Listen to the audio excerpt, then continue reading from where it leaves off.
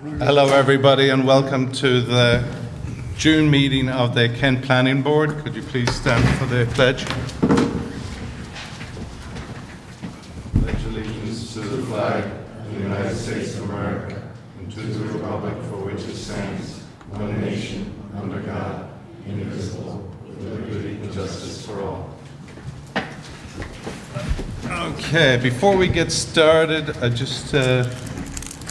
first thing, we have a new alternate that has joined the planning board, Tim Pops. We want to welcome him. Thank you. And the minutes from April, we're going to approve, I want to make a motion to approve them as amended. I'll second. All in favor? Aye. Now, the minutes for May.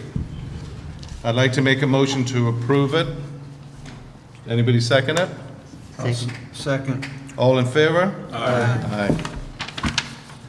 Okay.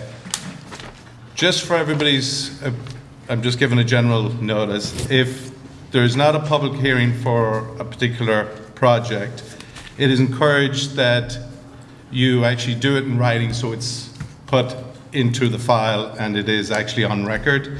And because we can't always allow everybody to speak when it's not a public hearing. Okay. Okay, I think we're ready to start. So, Maracho. You got it right.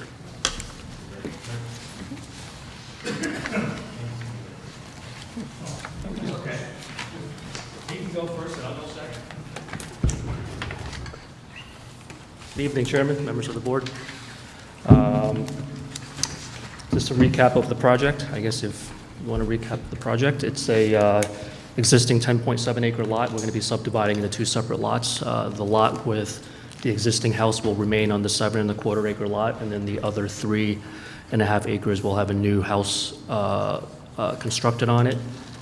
Three bedroom house with a driveway.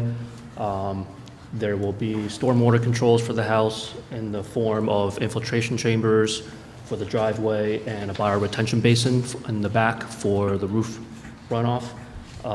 We have done field testing for the septic system, the soils perk well. So the next step is getting Board of Health approval for the septic. There are some DEC wetlands which we have filed permits with the DEC as well as the DEP. They have also,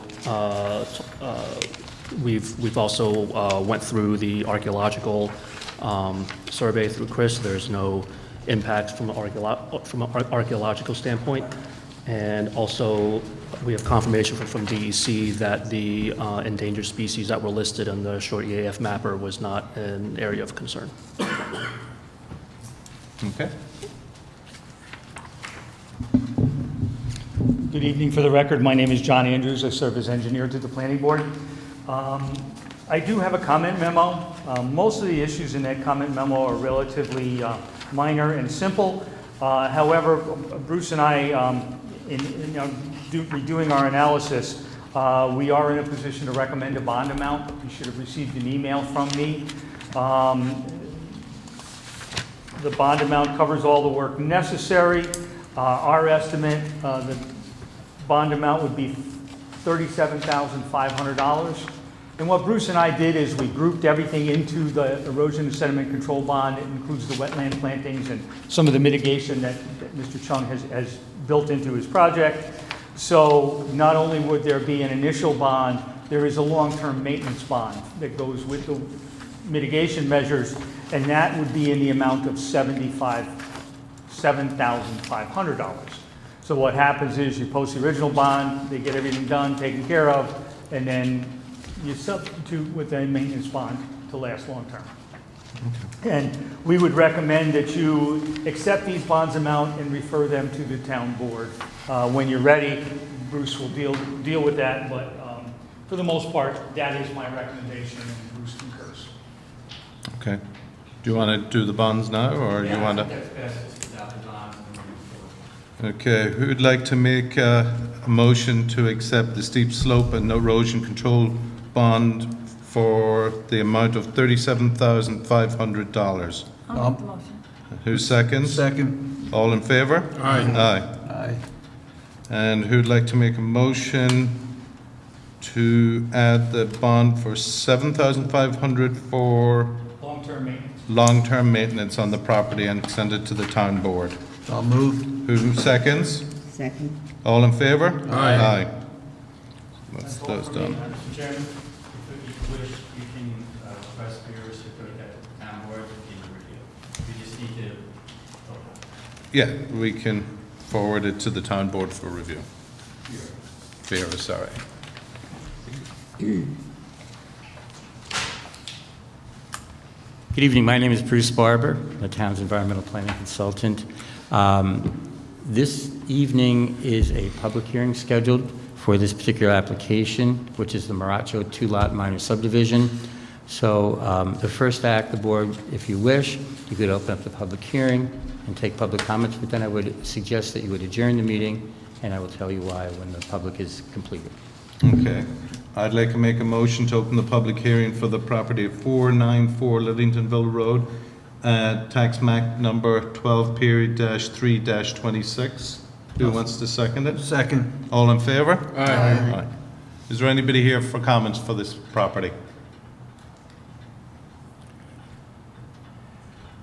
I'm guessing not. Mr. Chairman, I suggest that the board this evening adjourn the public hearing to the July 17th meeting. The reason behind that is that we need to obtain a 239M approval from the Putnam County Planning Department. It has a 30-day window. We should get that back in time for the public hearing on, or continuation of the public hearing on July 17th. Okay. Okay. Who So just a motion made to adjourn the to adjourn it? Who would like to make the motion to adjourn the hearing till July 17th for the said property at 494 Ludingtonville Road? I'll make the motion. Who seconds? Second. All in favor? Aye.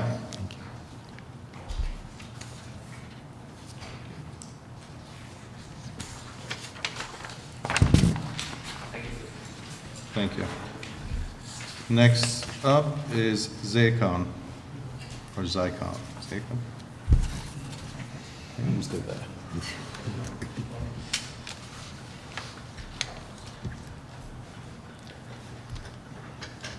Good evening, Rick Bolander, the civil engineer on the project.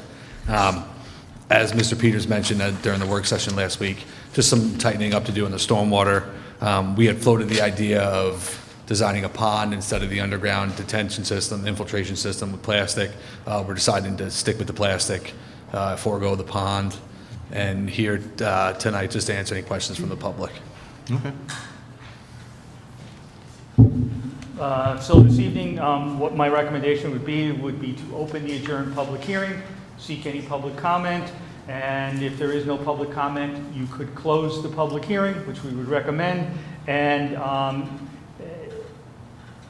this project has reached the point where it's really down to dotting i's and crossing t's. So we would recommend that you do two things: accept a bond amount in this matter, and then refer it to consultants to be handled on an administrative track.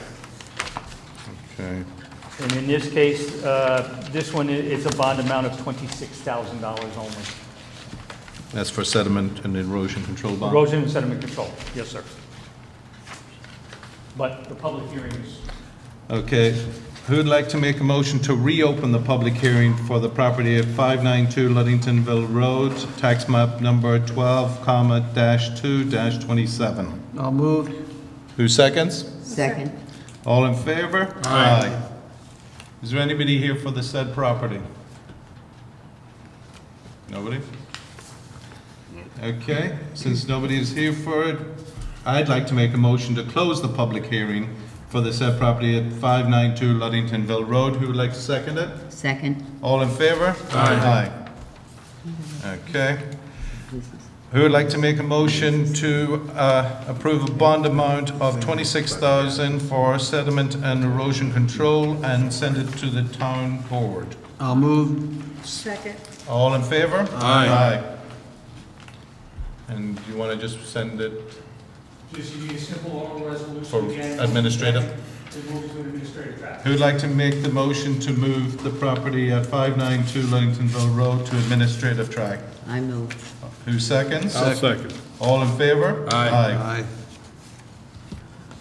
You are done. You just need to submit your documentation when you get all the questions answered. Sounds good. Thank you. Thank you, Bruce. Thank you, John. Thank you, guys. Thank you very much. Take care, thank you very much. No problem. Thank you. Lispina? Spina. Lispina, sorry.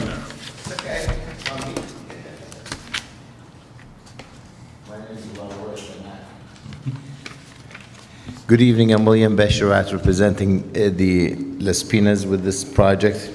We were here at the last meeting, and the consultants wanted to walk the site, and we had received comments on this, and we did not see any issue with addressing them. We are in the process now. We decided we want to update the drawings into more the CAD format, more legible, and to give us the ability to do the profiles that they were asked for, what have you. So at this stage, I just want to, if there's anything I want to hear from the consultants regarding their site visit. Otherwise, we will see you at the next meeting with the revised drawings. Willie, we're going to be heading out there probably in the next week or so. Okay? Because here's the issue, as a state remark when we go along the roadway, we went out initially, and quite frankly, it's such a massive vegetation. We could see where it started. Bruce, She can't she hear can't hear you. Can't see where you're going. Come on, Get you Bruce, just you can your do own better. microphone. You are loud, but not that loud.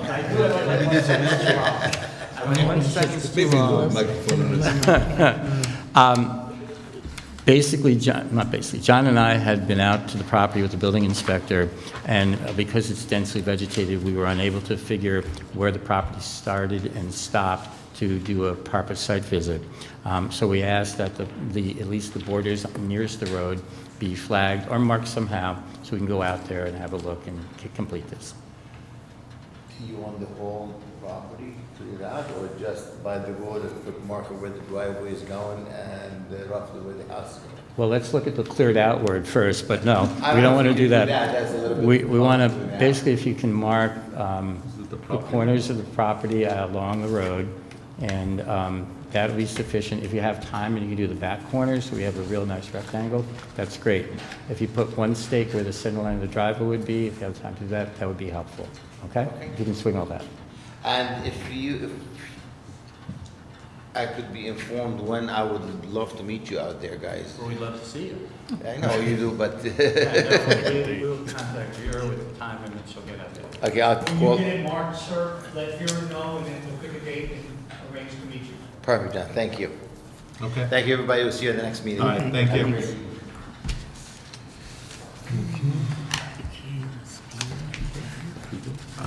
Akuba. Autocraft. Probably that road. I guess nobody's here from Autocraft. Autocraft, Goes through Dutchess, you may recall, Autocraft is represented by Paul Lynch. Yes. Paul spent a fair amount of time discussing this with you folks at the workshop, and I think he realized he had a lot of work to do. And as a consequence, I don't think he planned on coming this evening.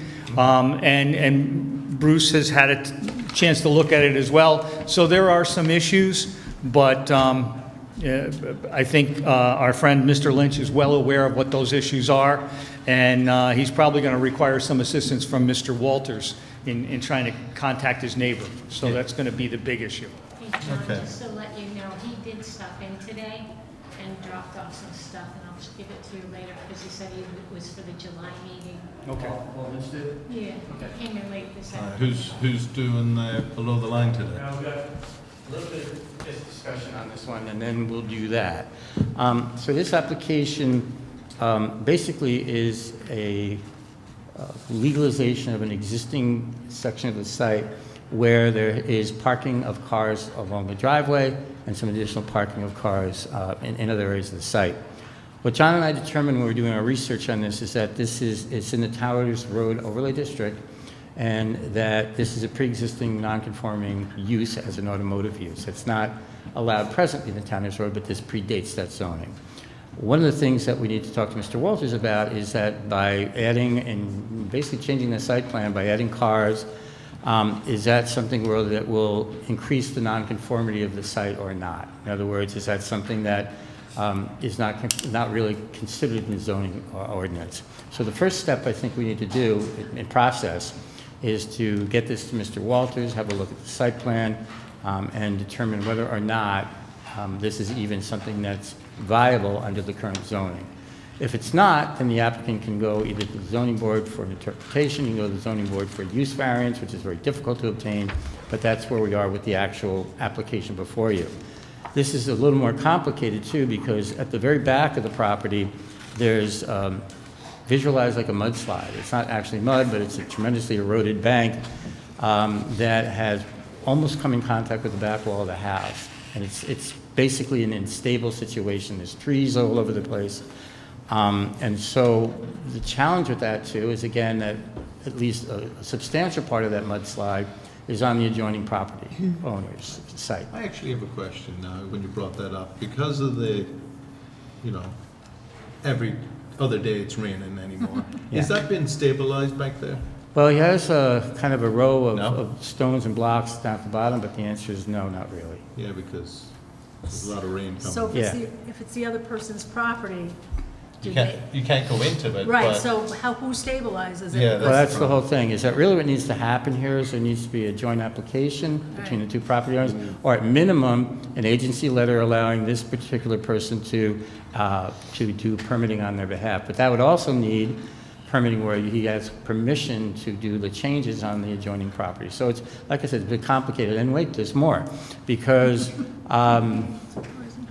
in moving some soil around and what have you on the site has been expanded off the subject property based on the survey we obtained. And in addition to that, some of the fill was deposited in wetlands. So there's wetlands that have been filled out there, and you know the drill in terms of how to determine if there's wetlands now, in terms of looking at the soils and seeing what we have. So really, to kick this along, I think the thing is that, number one, there's other things that we're going to be looking at, but number one is to make sure this, first and foremost, is a permitted use, or at least a permitted application for use. The second is to kind of figure out if the adjoining property will join this person in a joint application or provide agency to allow the repairs to be effectuated. The third is we've got to figure out where the wetlands are, because basically they've been a substantial amount of fill. The entire property is listed in the NRCS soils survey as Ridgeberry B, which in our code is hydric or wetland soil. So we've got some wetland stuff to look at. We've got some issues with adjoining properties to look at, and a slope that's not stable, and then the use. So And before we also- unravel all the rest of it, that's basically the substance. And also the wetlands that happen to be, that he's putting it in, is in the adjoining property. Yes, the wetlands are also on the adjoining property, that's correct. I have a question too, Bruce. Yeah. So I noticed the property on the right is where you talk about the logs and the fill, but behind the building, you're talking about behind the building, that's where the slope is falling down. Yeah, that's right, Is that Giancarlo. something that he destabilized himself, or is that something that's naturally occurring? There's been a lot of speculation on what happened out there. I don't want to really go there because I'm not sure. But basically, there was a lot of drainage that came down there through some storms and just pretty much washed it out, uprooted the trees. Where he wasn't doing he wasn't cutting into the bank substantially. He had kind of left it alone. But if you look at the way it failed, it's a classic slope failure. In other words, the kind of slope rolled, and if you were to see, the trees are just like hanging in space. The soil underneath them has actually rolled down the hill. And Bruce and I happened to be out there on a rain day, and there is a tremendous volume of water that comes off that slope. So he might have done a little bit on his end, but it's a more classic slope failure that's a consequence of excessive water coming out of the slope. The question somebody answered early on, is it stabilized? He kind of did the best he could. He took the slough soils out of there. He put in a couple blind drains to kind of collect the water on the hill, so it kind of came together, and then he's got it directed off and into the wetlands. A lot of which was on somebody else's property. But at least he's done enough to kind of protect himself. Slow it down. But I would not consider that slope stable, and if you had a major rainstorm, you could see some additional sloughing and you could lose a few trees off that slope, especially the ones where the roots are fully exposed. So within the limitations of his site, he doesn't have that much room behind his building.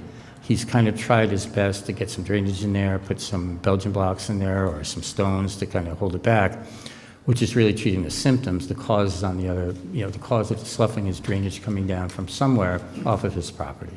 So, we're going to need to have that looked as well, or else it's just really won't be fixed. Anybody else Okay. have any questions? Any questions? Anybody else? All right. Good. Let me see what happens. Sure.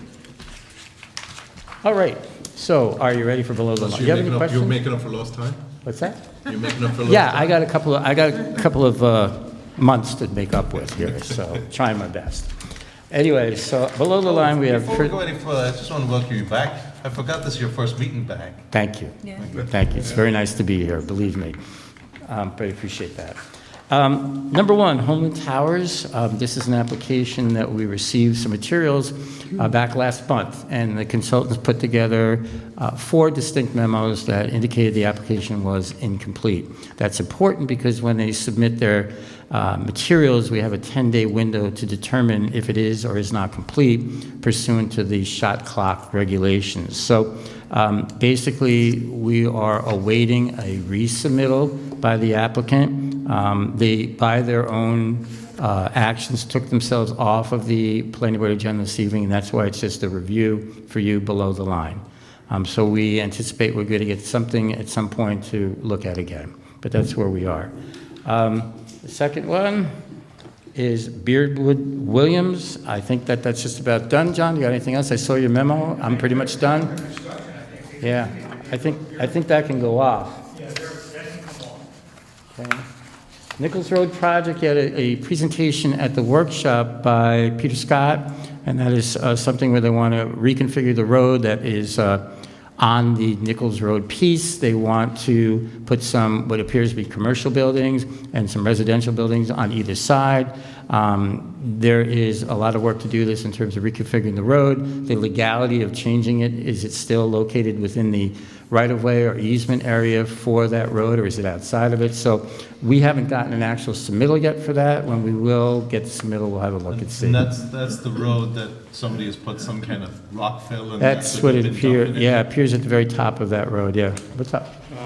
I got hot off the press information. Go, so, let me sit down. So, yes, he let me take the rest of it. I'm off the clock. I have heard from the engineers from Kent Manor. Kent Manor is looking to have some discussions with us folks here at the town because they want to make some tweaks to their site plan. Oh, boy.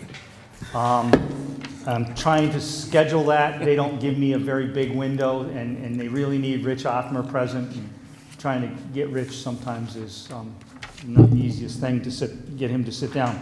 But the one thing that they did say is they, contrary to what Mr. Scott had represented, there is no consensus or agreement between these two parties regarding the redesign of the road as proposed by Mr. Scott. That is still an up-in-the-air issue. And because I specifically asked, I said, okay, because what they were planning on doing, I said, okay, how does that dovetail with what Peter's going to do? And they go, it doesn't. And I said, well, I thought you guys had all agreed and accepted it. Absolutely not. I said, okay, I wasn't going any farther. Are you dealing with Kent Manor as in Whitney Singleton, or are you dealing with Kent Hills, the new owners? Kathy, I am dealing with the engineer for them, which is JMC, formerly John Meyer Consulting out of White Plains. So I do not know, and I suspect they've been continuing. So whoever the current driving force is, John Meyer is working for them. Okay. So that's who I'm dealing with, and I'm sorry I can't answer your question as to who that may be. Okay. Moody, Mr. Moody, again, is another one that's complete. Okay. He can probably come off the agenda. He got his bond. His plans were signed last Thursday night. Last Thursday, that's right. So I imagine he's now beating Mr. Walter's door down to get his building permit. Azana property, I received a submittal this week for completeness. That should be done in the very near future. Beresford issued a notice of completion that's on them right now. I think they're working their way through the bonds, are they not, Vera? Yeah. Okay. Guy Lazaka Mayet and Rapoli, they both reside in Mr. Lynch. He was supposed to get me some updated information. I'm hoping that's what he handed to Vera, because Mr. Walters would like to put both of those to bed. So if Paul did make a submittal, I'd be reviewing them for completion. What's the next one? More equipment. I have no idea where they are. That's where we left it. The Alper property, I imagine he's done, I think, Vera, I think he's under construction as well. Mr. Murtaugh is looking for a bond back, but Bill Rohde, that was a Freudian slip. Bill Walters indicates that Mr. Murtaugh is not in a position to get a bond back yet. Cohen property and Ryder property, we have not received any updated submissions. Lakeside Bible, they did hire an engineer, but we haven't seen anything yet. The Holly property, I think we advised you at the workshop last week that they did get DEP sign-off on their SWIP, which is a major undertaking, and they are now working their way through Health Department and DEP for their wastewater disposal system, and that's the last remaining big piece. Route 52 development, that I have no idea on. Metric Motors, I think that's a court matter. Torres, I think Mr. Lynch indicated that he was going to be coming in with a plan to remove all the soils and replace them with clean soils and restore the grading. And maybe that's what he dropped off. I don't know. I'll have to see what Vera's got. And TJ Contracting, the last I heard, that gentleman had hired himself an engineer and was preparing a proposal. But again, we have not seen anything. Okay. And that does it, folks. Okay, does anybody have anything? Anybody have anything? Fourth of July. That's what I was just gonna say. Just want to wish everybody a happy 4th of July. And our next meeting is the 17th. So. There's Okay. no workshop. There's no workshop. Of July, sorry? There's no workshop. It's just. Yes, there's no workshop. There's no workshop next month. It's just a meeting. All right, who would like to make a motion to close this proceeding? And who seconds? I'll second. All in favor? Aye.